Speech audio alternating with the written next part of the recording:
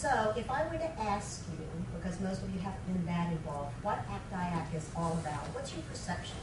I'm only curious because we're out there and I talk to a lot of members and a lot of folks say, I just know that ACT-IAC is the place to be. And I have members that have everybody involved, and there's some large members that only have a few people involved, we want to get more involved.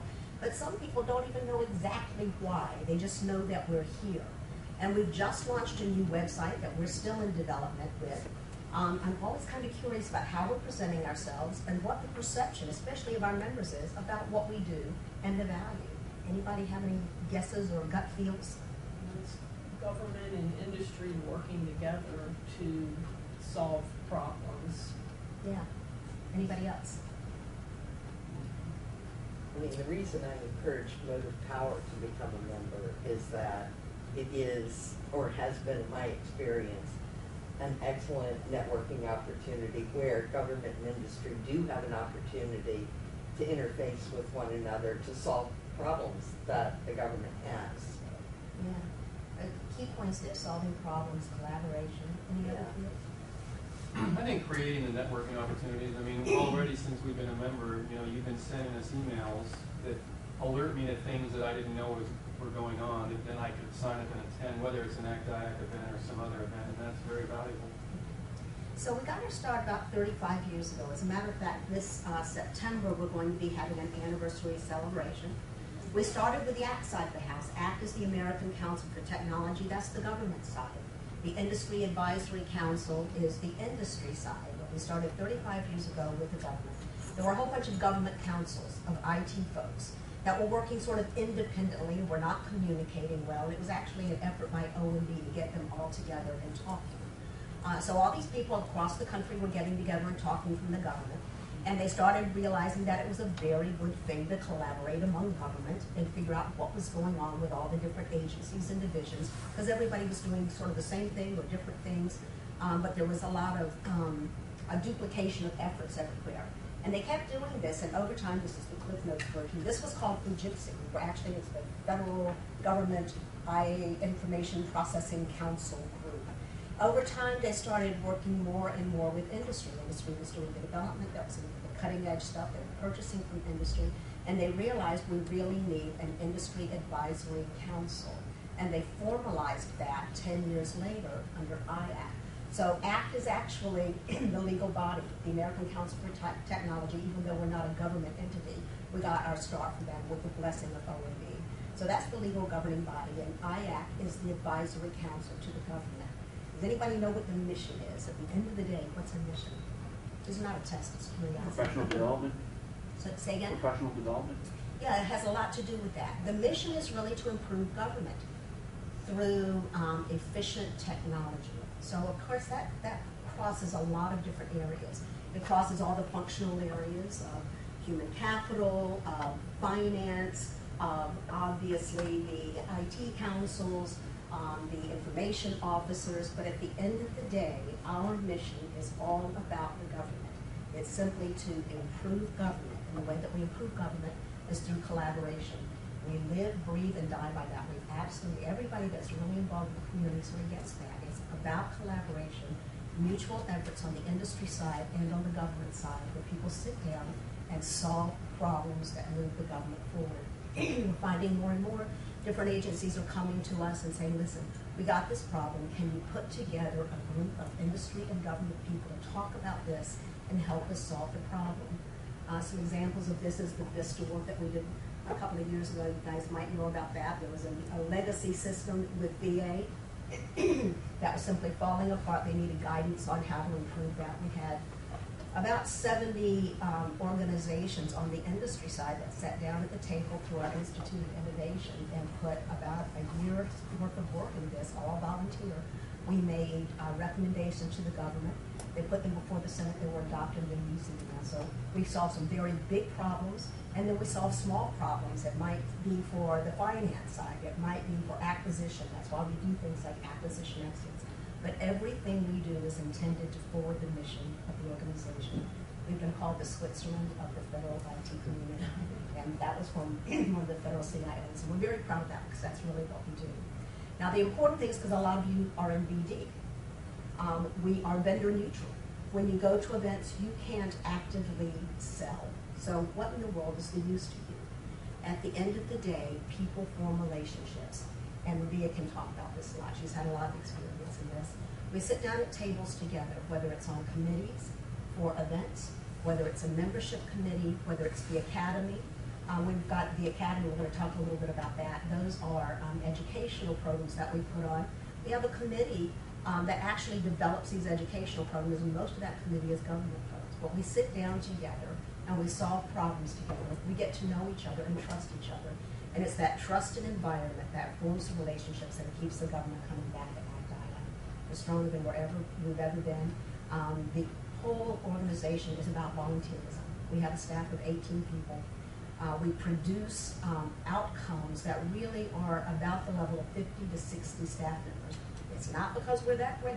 We're very dedicated. We like to think that we're good, but it's really because we are a volunteer organization and a very, very involved organization where people come and they volunteer their time because they believe in what we're doing. And at the end of the day, it continues to grow. So, Cliff Notes version. Any questions? Okay, I'm going to shut up now. I'm going to turn it back over to April, and probably we can go around if there's anything else that you'd like to add. Go ahead and do that now. Yes, I just wanted to kick it out that Glenda mentioned that government is a key component of our association. Everything that ACT-IAC does is governed by our ACT Board of Directors, headed by Rick Colgate from ATF, and he has a cadre of other senior executives within the federal government that help ACT-IAC executive committee, which is our industry board, to formulate what those key agendas and issues and items that government and industry should be working together to solve and resolve. So we have very strong boards. Linda didn't mention that, but without the help of our boards from government and industry, I don't think we would be as strong as we currently are today to help drive some of the agenda items that we're focusing on. So with that, I want to kick it over to Robert Smith, who is our Director of Conferences, and he's going to give a brief overview about his program area and how your company and individual you can get the most out of engaging there. Thank you. Good morning. I'm going to stand because I know it gets a little loud here. How many folks have been to an ACT-IAC conference or forum or anything like that? Which one did you go to? The recent ACT-IAC SBA small business thing was what, 2 months ago or something. Did you find it useful? It was very useful. Yes. Great. And you said that you've gone. Been, not recently, but both ELC and MLC. And did you find it useful? And yes. Somebody over here said they've gone, maybe not. So those conferences are actually designed, the curriculum's designed by you all. We put together volunteer groups to come together across industry to help design the curriculum for the event.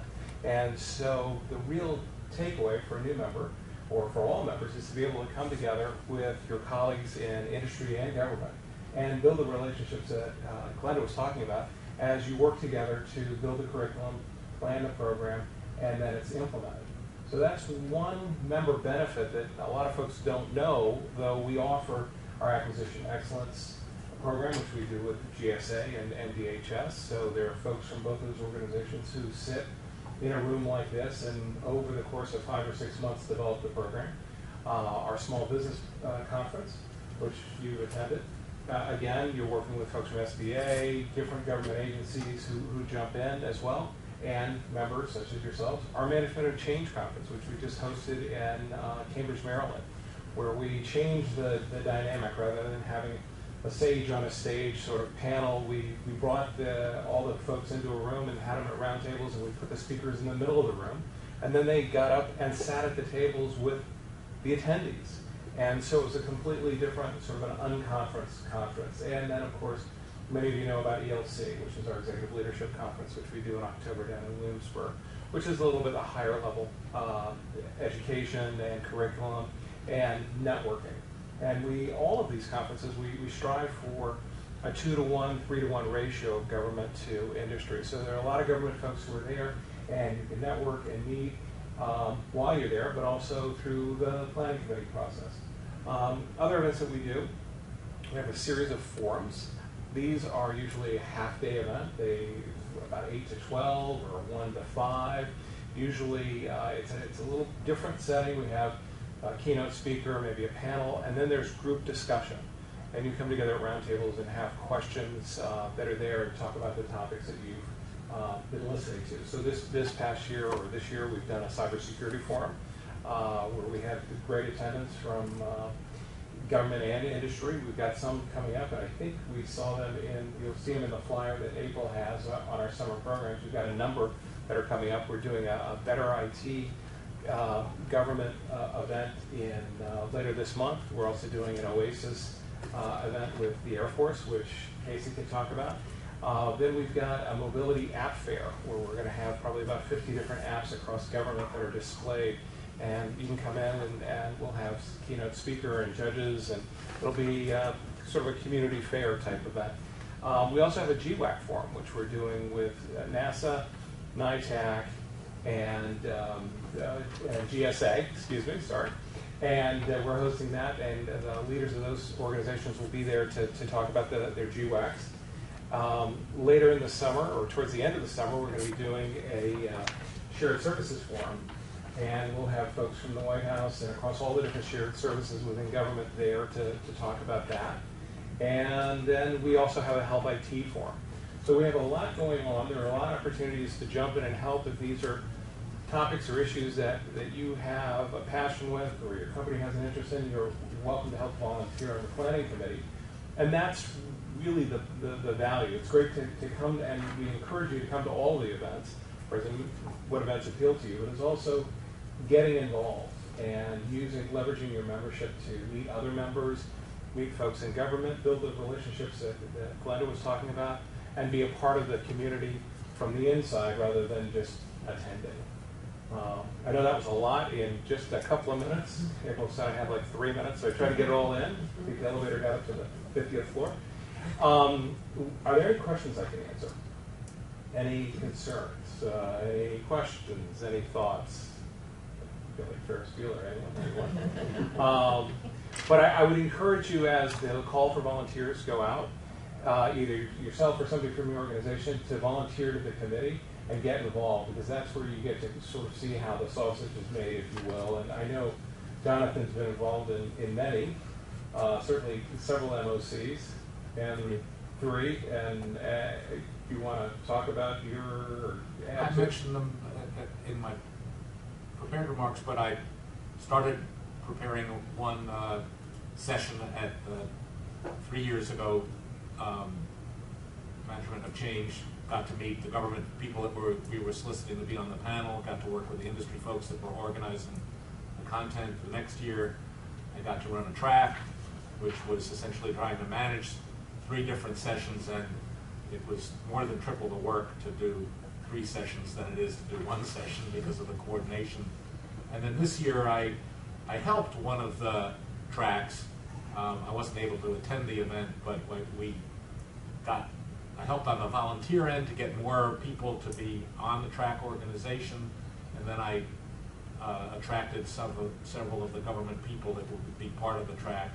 And as Robert said, we tried to set it up so that it would be more interactive, and instead of having government people come just for 1 slice of the day, we tried to have people involved for the whole day so that you wouldn't have the person disappear after having made great remarks.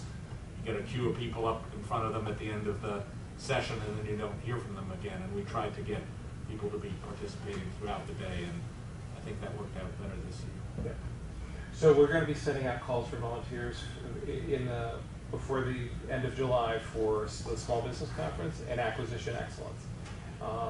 And so I would recommend that if you have an interest in either one of those, and then shortly into probably mid-September, we'll do Management of Change. So there'll be opportunities to volunteer for those events. And through the SIGs and other groups and committees, the Small Business Alliance, there's opportunities for involvement with the forums, because we try and bring the SIGs in to help the forums. Does anyone know what the SIGs are, or shared interest groups? I should do. Well, I can talk to that. I think Jonathan was going to speak to it in the remarks, but our shared interest groups, those are committees in which talk about topics from human capital to cybersecurity, cloud, mobility. That's one of our newest groups, and it's really picking up last week. But they really get into the crux of the issues within those areas within the federal government and IT. So each of those shared interest groups are governed by a government advisory panel. And those government advisory panel folks are senior level executives within the government, some program level, management level, but they really kind of guide, some of the topics and the projects that the industry executives work on. And very similarly to what Glenda was saying, they actually sometimes roll up into white papers, or they roll into, testimonies on Hill and things like that. So it's a good way to engage also within your peers within the scopes of work that you do in your day-to-day business. I do have a handout on those, and my colleague John Shaw, who couldn't make it this morning, but he manages all of those SIGs from acquisition, from emerging technology, and if there's a certain area or topic of interest that you may be interested in, we can definitely guide you to the right people to get engaged there. They hold monthly meetings. They're very engaged, and I have a full calendar of when they meet and where they usually meet, and they try to stay within the same location. Most of them have dial-in numbers, so if you can't make it in person, you can definitely dial into their meetings. But for a company like BlackBerry, I think I was talking to your manager, Edward Hurst. I told him mobility definitely would be an area in which your company would definitely get the most out of engagement. Rick Holgate, who is our ACT board chairman, he helped to really kind of spearhead and get that group and committee working with his industry counterparts. They're very lively and active group. So that's just a quick snapshot on them, but I could definitely give you more information and put you in contact with my colleague John Shaw, who manages the day-to-day operations with the shared interest groups. Yeah, so we have, many of the things that go on within ACT-IAC are paid events, even though you're not. Because we're a nonprofit, we still have to keep the lights on and be able to manage all of this stuff. But sort of the heart and soul of the member benefits for a lot of our members are in the shared interest groups, because there are 7 different shared interest groups. There's something that is of interest, some subject matter that is usually of interest to every single member, and those are free activities. So if you want an immediate dive-in opportunity for almost anything that your folks might want to get involved in, take a look at the shared interest groups. We send out a lot of emails, and we're aware of that. And one of the things we're doing through our new website is trying to make it more community-driven, so you tell us what information you want. But we do send out something called the Week in Review. It goes out every single Friday. If you ignore everything else, look at the Week in Review that comes out every Friday, and it sort of encapsulates everything that's happened through the week. And that very helpful. We put down a couple of things that I've gone through that I hadn't, just like you said, that didn't know anything about it until I saw it in the Week in Review. It was It's easy to get lost in everything that we send out, and we try to be kind of respectful in the time that we're taking from you, so take a look at that, and that'll be. Again, the SIGs are a good a member benefit that doesn't cost you any more, like obviously the conferences are major things that we have. But any one of your people can get involved in that. So one last thing I wanted to bring to your attention, we actually have a mobile app for the association. If you go to the Apple Store or Google Play and download and just search on ACT-IAC, you'll find that there's a free app. When you open it, you'll see the events that we've hosted this year, and you can log yourself in, and you'll see currently our summer programs. We can't put it up here, but without disrupting this, but it's okay.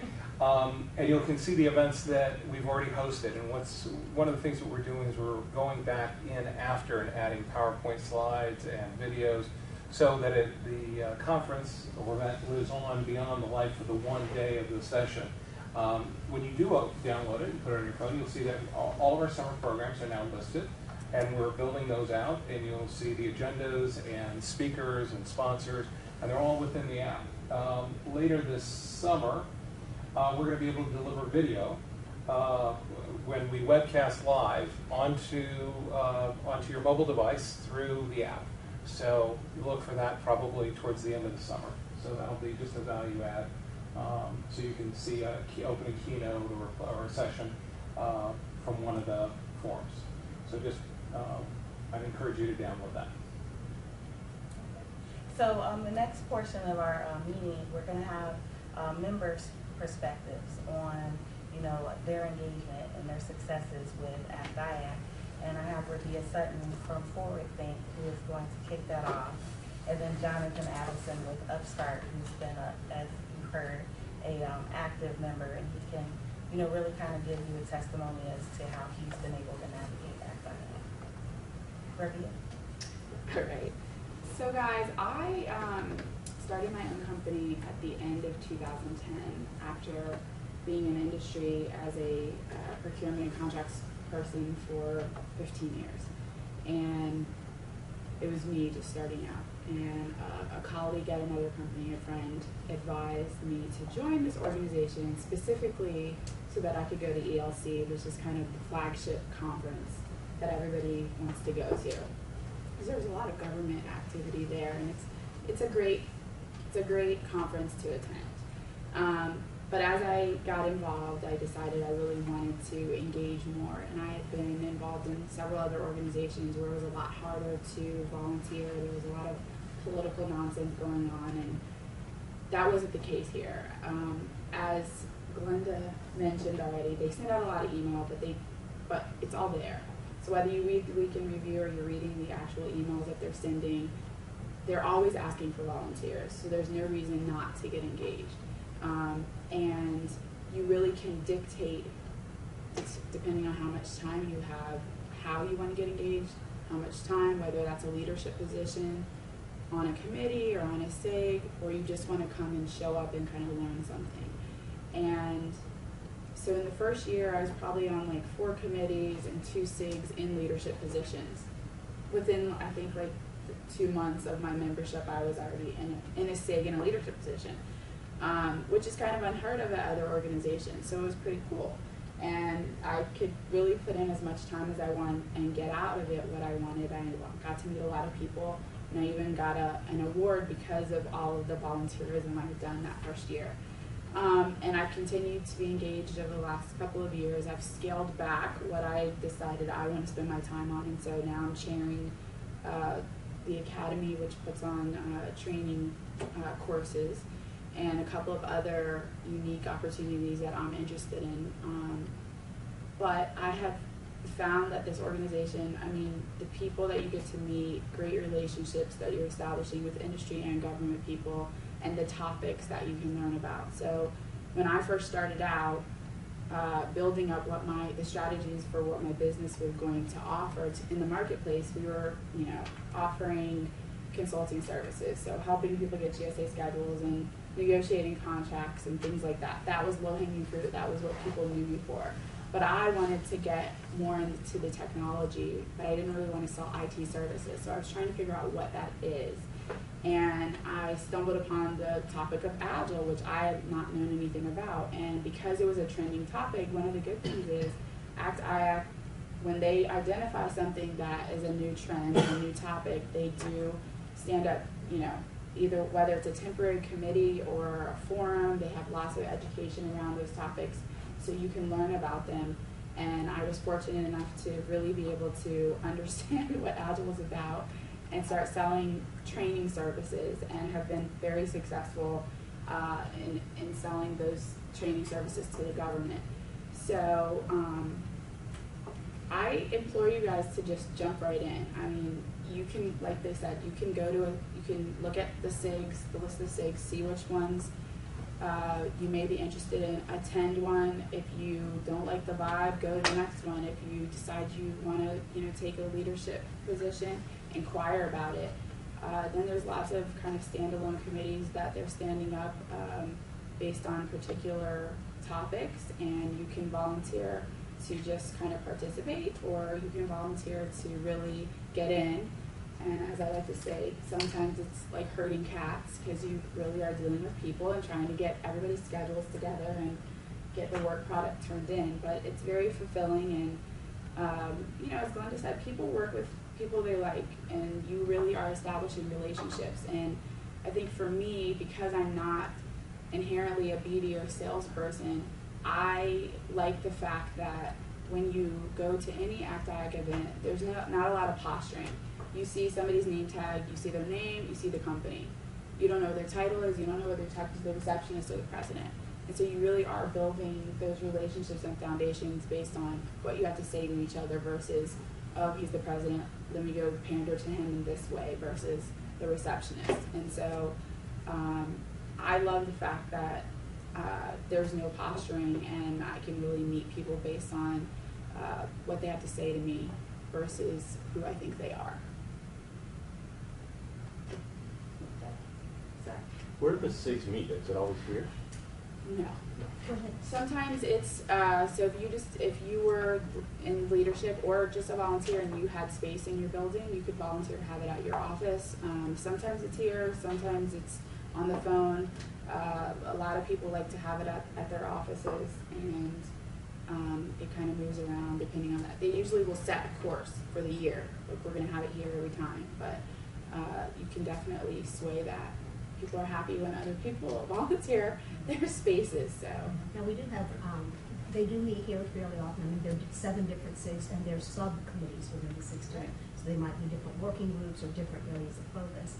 But really, it's kind of up to the group where they're meeting. We have monthly meetings here for the sharing of group leaders. And then with some of the other SIGs choose to meet here, but it's really, you know, what's most convenient for their decisions. And if they have like a featured government speaker that's speaking on behalf of the city, a lot of times they try to have it closer into the city to be more convenient to the government speaker that's given their time out the day. So as I mentioned, I know the schedule events, but I would have to send it to everyone like in an email so that you know which SIGs meet when and where with the locations, and I can make sure that you all get that information. So. One of Those meetings still show up on the calendar on the website? Well, I'm going to give a quick web demo before the end of the morning, but when you log in, you can go to your dashboard and you can opt into the communities of your interest, and then that way you can get plugged in and get the emails. So for the shared interest groups, we do have like an opt-in feature so that you want to get those emails instead of us blasting them out.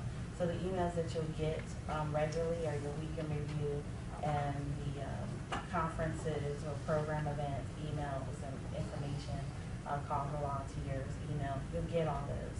You have an opportunity to opt out of those, but we're working to make sure that you get the emails that you really want to get on a daily basis. So I'll get into that. But once you opt into the community, you'll get on the list and get their monthly meeting and upcoming events or upcoming programs or projects where they're looking for volunteers. One other small point about meeting location. For the SIGs that I'm active in, we tend to have quarterly meetings with our government advisory panel, and because we're trying to get as many government people from DC, we usually get one of them to host the meeting in their facilities. It's a little less convenient for all the industry people, but it makes it more convenient for that particular forum, and that's worked out quite well. We know that the travel time and the check-in, check-out time at different facilities is harder because of the security and things like that. So we have to balance that, but for that kind of meeting, we like it to be face-to-face and in a government facility. At least that's my experience. John, we'll roll right into you. Okay. Thank you, everybody. I did a little bit of preparation for this, and I wanted to make sure that you understood what my perspective was from my little company, because I think it's like that your mileage will vary, like the EPA says, depending on what you're interested in, what topics your companies are involved in, whether you're a technical expert or a management expert or in business development. So from my focal points, I've had a small consulting since '96. These are the technical topics that it's involved with. They haven't changed much by virtue of involvement with ACT-IAC, but they've been amplified by the contact to the government people that are making change happen within government, and with some industry folks that I've met. I didn't want to go through the just drilling you with bullet points, but I couldn't find a good way of really integrating graphics into the presentation. So I organized the talk in terms of the way I think about ACT-IAC, and we've already covered the major annual events in the Academy, the Institute for Innovation, the shared interest groups. We mentioned the government advisory panels. ACT-IAC also is a member of a couple of external organizations outside of the SIG framework, and I'll talk about one of them that I got actively involved with. So instead of having technical members of the staff represent the organization, sometimes industry people are nominated to provide that kind of role, and it's something that we don't talk about often, but it's been very interesting to me. And then I've also had the opportunity to talk at membership meetings, giving presentations about the status of the SIGs or the current actions going on, or helping manage workshops. And that's a really nice kind of monthly networking event. It's held typically here at a local hotel, and it draws quite a few of the government people and industry people, and it provides a quick program to explain what's happening within the organization, but also quite a good opportunity to network in an informal environment. I'm not going to say much more about that, but I'll follow the rest of the structure here to cover the other activities. So, bottom line up front, my pros are that I meet professionals from government and industry through ACT-IAC, and I learn the government interests and trends that are going on. And sometimes I've learned about business opportunities that are just over the horizon, just before the first industry day or before the first request for information. Or I can get government people interested in a topic, and then they will find a way of generating a procurement about that topic. That's my position on optimism. The cons are obviously that I'm a one-person company that uses stringers and subcontract relationships in order to get bigger jobs done. So when I'm doing full-time business development, I spend a lot of time with ACT-IAC. When I'm on contract, as I am right now, I spend about 40 hours a week with a customer and about 20 hours a week doing things to do business development, and part of that is working with ACT-IAC. So it can be an interesting balance. Bigger company organizations, you might have a responsibility to either stay billable or generate a win rate or generate a certain amount of revenue, and you have to decide where you're going to spend your time. And I've managed to spend a lot of time consistently, and my business is better for it. The major annual events, we already talked about them. Robert is in charge of that, and I have not actually been able to attend to any of the first three, but I know from colleagues that they are very, very valuable. I already mentioned, because he gave me the lead-in, what I've done with management of change. I'd say the very interesting thing is that I had prior experience in organizing monthly meetings. I run an organization which is free called the Washington, D.C. Software Process Improvement Network, which happens to deal with agile development methods as well. So I know how to get speakers to come and organize panels and things like that, but it was immediately leverageable for this kind of activity. And when I could explain what techniques I was using to the committees, they immediately jumped on that skill set or that experience set and gave me some significant areas of responsibility. So it's not unlike what you described in terms of jumping in on the SIG, and I had the same sort of experience as well. For the Academy, we just generated a long list of new course topics, and one of our GAP members, Government Advisory Panel members, suggested a particular topic on federal information sharing and safeguarding. Another person is leading the development effort of that, but because I have contact with several government agencies that are developing materials and programs in that area, I'm contributing to the development of the curriculum I'll probably get to teach part of the course, and the sources of the materials come from my contracts that I've had, in other words, my business activities, as well as the work with Collaboration and Transformation SIG that I'll talk about in a couple of minutes. Institute for Innovation, we ran every 4 years a QGTR, Quadrennial Government Technology Review. It was aligned with the presidential administration timing. It was meant to give guidance and insight to the onboarding teams and the transition teams. In that case, I wanted to be a participant, but there was a leadership transition that had to happen because the person who was leading it was laid off from his company, and the team wanted me to lead it, so I tried to lead it. We developed multiple strategies and drafts, got engagement with the ACT-IAC executive committee and the committee overseeing the QGTR work, and we had a very broad national security strategy topic, but it was all about how IT could affect government strategy or national security strategy. It's not the weapons system side, it's not the intel side, because the emphasis within ACT-IAC is on how information technology can make better government. And now there was a second major activity, the Federal CIO project, sponsored by OMB, that asked for a study and interviews to be conducted, and there were teams put together about it, and I helped kick off part of that work. And then as it was being formulated, other people took control, and it was a good thing to see other people get involved in that kind of activity as well. My current shared interest groups, Glenda mentioned that there are 7 or so. Almost all of them. Yeah, I put SIG leadership as one of them, so the count is a little different, but I've actually attended meetings from four others fairly regularly, again by telephone when necessary, so I wouldn't be spending the hours traveling around the Beltway, and I'll talk briefly about the kinds of things you can see by what I mentioned with these details, that they all intersect my business area interests. And a little bit is being done in every one of these SIG organizations. So for example, acquisition management has a shared services activity.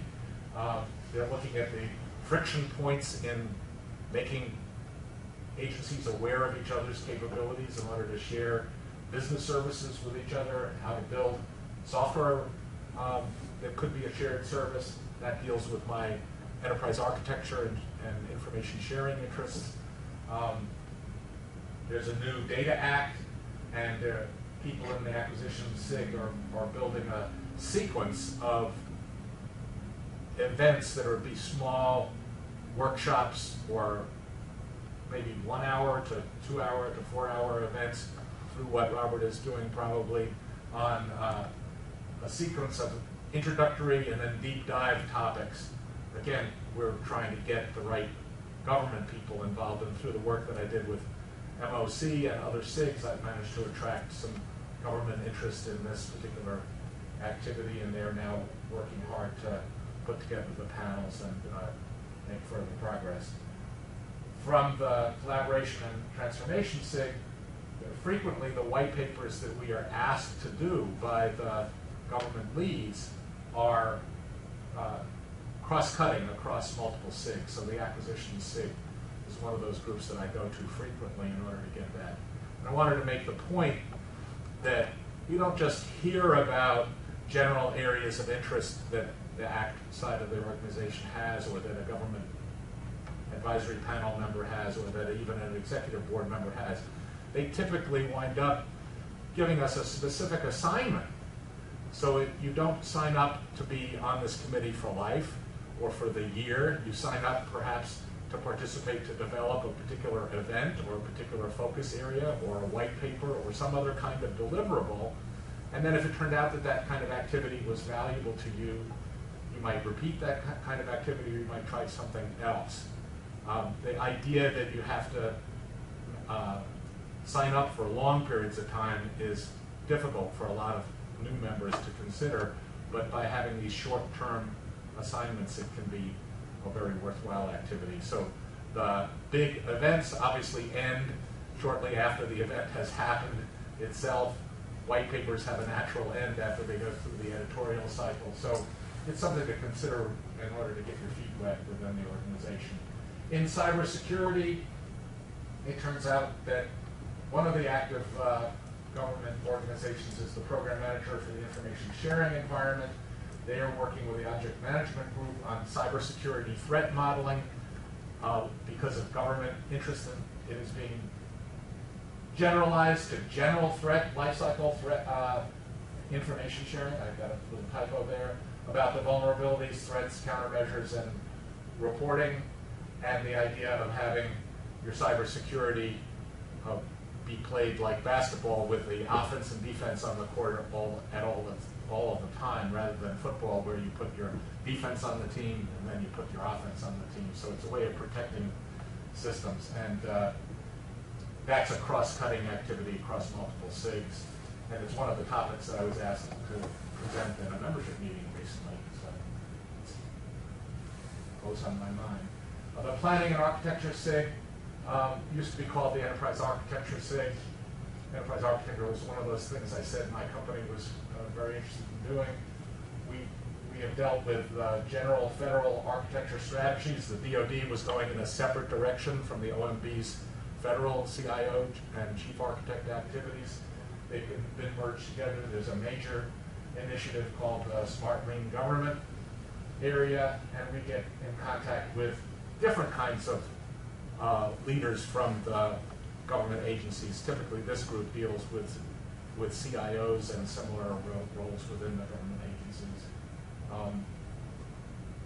And then the SIG leadership activity, the elected and leaders and non-elected leaders of the SIGs gather here close to a monthly basis now, I believe, to align to the overall strategy of ACT-IAC, to engender opportunities for cross-SIG collaboration so we're not stovepipe, get more interaction with the executive committee. We get recruiting strategies because while we say we're a volunteer organization, I could use 6 times as many volunteers on my active committees and projects right now as I have. And then the knowledge sharing improvements, looking at the website, looking at the information flow about getting people to understand what each SIG is doing and what other events are doing so you can figure out what you want to sign up for. My main activity is that in the collaboration and transformation SIG. I had a similar experience to what was described earlier. I came to a first meeting. A chair for a committee was having to leave due to a change in her priorities. I wanted to be on the committee. They said, no, be co-chair. My arm was twisted, and I've gotten involved since that point in time. We deal with the program manager for the information sharing environment, GSA, CIOs through that committee. Interestingly, some of the government people have moved from one job to another, from one agency to another during the time that these committees have been working. And it turns out that because those people, not just their role, those people from government are very interested in retaining active roles within the ACT part of ACT-IAC, we continue to see them. We get to broaden the relationships to other agencies because they've moved around. And I even get government people coming up to me and saying, well, I'm considering moving over here, so watch this space, and we can figure out whether we can find a way of using the technologies and the current programs to help them in their upcoming role when that happens. At the end of 2012, we completed a multi-month activity on a standards-based acquisition white paper that spanned these groups. It's eventually going to come up with a new revision sometime this year. We'll get a specific ask or request to do that update, and it will lead to training for acquisition professionals within GSA and with other government agencies. We have within the Collaboration and Transformation SIG an independent verification and validation committee. We've done case studies and trying to foster IV&V acquisitions so we would know that the government really wants to use IV&V services, but trying to figure out how to justify them or motivate them in the current budgetary environment. And guess what? This affects the way they do shared services. The DoD is looking at how to apply rigorous verification and validation for shared services, not only from a functional point of view, but from a computer security point of view. There are financial management activities going on. We work very closely with Treasury, shared services, I've already mentioned. We've got a startup committee on governance, how governance decisions are made within government, and how to manage the shared and conflicting priorities of multiple groups that are collaborating together. And because I was crossing all of these different areas, we have a chair and a co-chair and a communications chair and a programs chair within the SIG as an officer structure. But my chair invented the new title of Chief Technology Officer, so I could be actively involved across all of these functions so that we could get an integrated approach across our entire SIG. I mentioned the Standards Coordinating Council, but I've already used more time than I planned. The thing I would point out about this activity is that we deal with other professional organizations like the IGES Institute, which deals with justice information sharing, with AFIA, which is a part of another major group, with the standards development organizations, with research organizations like the Georgia Tech Research Institute, and we deal with federal, state, local, territorial, and tribal government organizations like the National Association of CIOs. So you can get to broaden your opportunities if you haven't looked at all of those. And so my bottom line, we've already mentioned all of these. My reasons for being involved are networking, exposure to trends, potential discriminators for my company, teaming, new skills that I've learned, that keeps me away from the streets at night. So there are other people who have different points of view about PowerPoint presentations, and I thank you for your attention. I would like to be able to answer any questions. I've got a stack of business cards here if you'd like to communicate them. And if I could recruit one or two people for the CNT SIG as a result of this kind of meeting, it would be just a godsend. Thank you very much, Don. Can we have a volunteer position available to stand in this room and wave your arms? I thought it would be helpful. So I just want to wrap up with a couple of slides, because I think that Rabia and Jonathan, as well as Glenda, summarized a lot of the great things that you can get engaged in through participating in ACT-IAC. So, pretty much here you've heard today that, through knowledge and education, through government and industry collaboration, you can get a lot out of what the government's plans and challenges, and how industry can really help government to make those changes.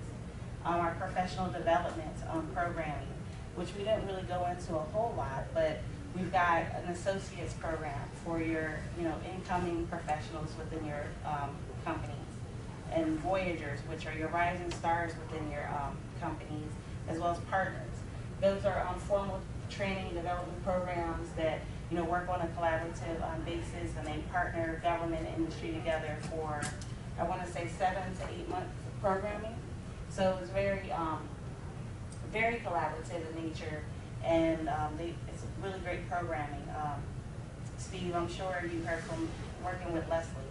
She was one of the first partners. She was one of the first partners classes to go through in 1996. So it's been going strong ever since, and we have a fellows base, which are all the graduates from the program, over 500 plus members, and they're SESers, and they're senior vice presidents and vice presidents from companies, and they are the ones that actually sit on Robert's committee. So you get face-to-face time and working with those individuals, and relationships. So I think that's one of the key things that we've continued to hear throughout the morning, is relationship building is what ACT-IAC really fosters the best through the work that we do on a daily.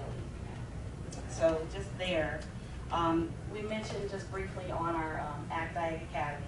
It's a new endeavor to ACT-IAC. It's about a year and a half in scope, and it's really starting to pick up a lot of interest from our government and industry communities in regards to topics of agile, like Rabia mentioned. And we've got programming for new companies, like how to, proposal writing and RFP development. So I encourage you all to look at our website and look at our academy courses, because there may be some interest to you or your colleagues within those companies to get more education in those areas so they can work better for your company. And just to summarize, we have educational events that Glenda had mentioned, professional program events where government comes and speaks to our industry audience. We're doing about 20 to 30 of those annually, crossed over the months.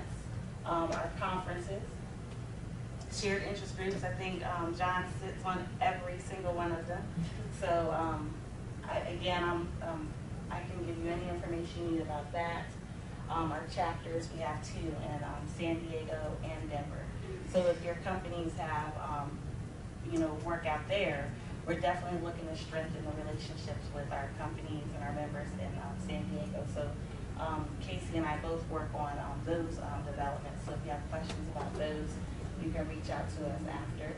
And then the website, I wanted to talk about the website very quickly, but the gist of I'm sorry, before you go, I have to go to another meeting. Okay. So all right. but just one quick note. Don't be challenged if you get like the week in review and you don't see something immediately to jump into. We have literally about 80 things going on through the course of the year. Right now we're in transition because, as you know, we've just gone through our elections for the IAC board. We'll be putting out the announcement about that, might have already gone out today. But in that transition, these 3 weeks transition period, sometimes it's a transition period. If you want to get involved immediately, and that's usually what happens, people are like, okay, I'm new and I want to jump in right now. If you don't see anything immediately, look at the SIGs. Be patient, because within the next month there will be another call for nominations about something. Reach out to April. She'll be able to immediately put you in touch with something that's happening or coming up. Program events is an ongoing committee. That's where people sit in a room, and we're putting together training events. Government's very involved in that, but the committee members actually reach out to the government potential speakers to invite them to come and speak for us. And I'm sorry to interrupt you, but thank you for coming. You guys have been great, and I'm glad that you're here. So I'm just gonna wrap up. Ways to get involved. You have to attend some of these things to kind of like see where your best fit is. Participate.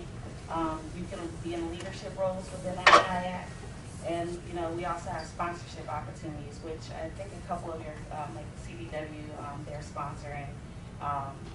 So, we get a lot of sponsorship opportunities too.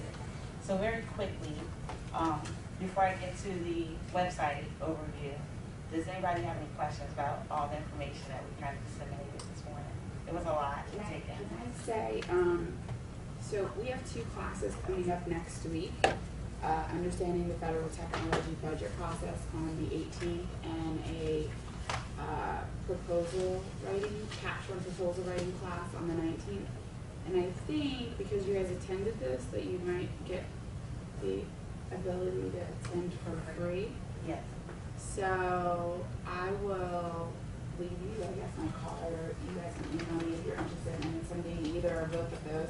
We have a couple of people, Mary and Rob, who have attended classes last I'm already month. signed up for one of those too. Okay, perfect. So, anybody else wants to attend, let me know. So very quickly, because I know we've only got about 10 minutes left in the session. Here's our main page. And you really need to log in first to be able to kind of see what all is going on. If you look into the top left, you'll see, you'll have like the highlights of what's going on within the association. So everyone should have a username and login for ACT-IAC. If you're not sure what that is, you can reach out to me and I can set you up online with your login information. So you just simply type in your information here.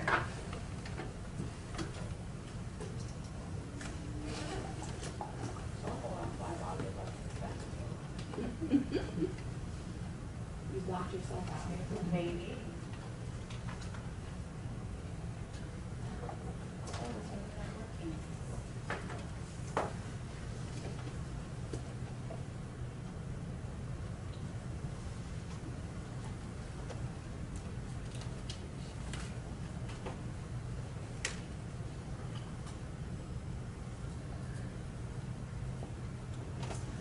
So I'm at.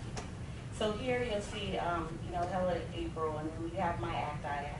If you click on your My ACT-IAC from the website and it's waiting for the response, you'll get to what's called your personal dashboard.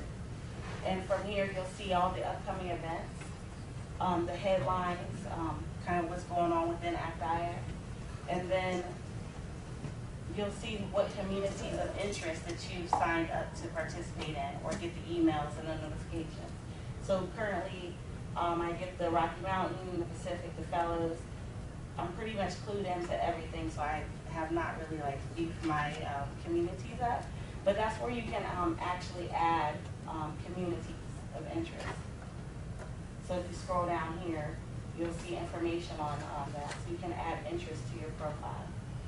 So if you're interested in collaboration and transformation or human capital, financial management, you can add yourself to that. And you can add there. So I encourage you to link into those communities of interest so that you can start to get the information that you need to be more engaged and active. Very quickly, I want to just clue you into this events tab. If you're looking for any information about conferences, upcoming programs, forums, click on the events tab. You can see all upcoming events there. If you're looking to register for those events, you must be logged in to actually go through the process. Otherwise, it's going to kick you back and give you all types of problems. So we don't want that. The Learning tab is where you can get the upcoming ACT-IAC Academy courses that we're talking about. We're offering a couple for new members free of charge. So look out for that. The professional development groups that goes in depth with each of those programs. The Voyagers wrapped up at our MOC, so we're looking for nominations from your companies or friends or colleagues that that might benefit from a program. The application process opens on June 25th. Associates and partners are currently going in their programs. They won't end until the end of this year, October and November respectively. And we also are a provider of CEUs. So for the events and the conferences that you attend, you can get continuing education units so that you can use it for your professional development. And then we have a knowledge bank. So if you went to a program or you went to an event or you're looking for white papers or anything like that, you can go to our knowledge bank and do a search. And then you can find anything that was published or produced or presentations where government have come out to speak. And additionally, like Robert said, on our app, we're really trying to storehouse a lot of our presentations and things there so you can go back for information. So in a nutshell, that is our website. It's, as Glenda said, it's a work in progress. We're going through some redevelopments of it right now, but if you have updates or ideas on how to make it more user friendly, we're always looking for our member feedback at any given time. So that's pretty much the gist of how to really get engaged and involved in ACT-IAC. And if I can offer any answers to questions you may have, feel free to fire away. I have a question on joining the SIG. Do you just show up the first time, or do you have to send something? They're open. So if you have an interest to attend and you don't want to necessarily link up and get all the emails right away, you just let us know. Most of them are open and free, and they're posted on our website. You can contact me or my colleague John Shaw, and we can make sure that we have you on the roster. Some of our government facilities, we have to do attendee list so that they know who's coming in their buildings. But they're open. No boundaries for you to attend. So just show up and see what's going on with them. Other questions? Comment? Hopefully it's been a good use of your hour. If there's any questions that I can help navigate, I think everyone's got my business card. Feel free to give me a call or send me an email, and I'll be glad to help you through. So again, thank you all for your time, and hope to see you out here soon. Thank you.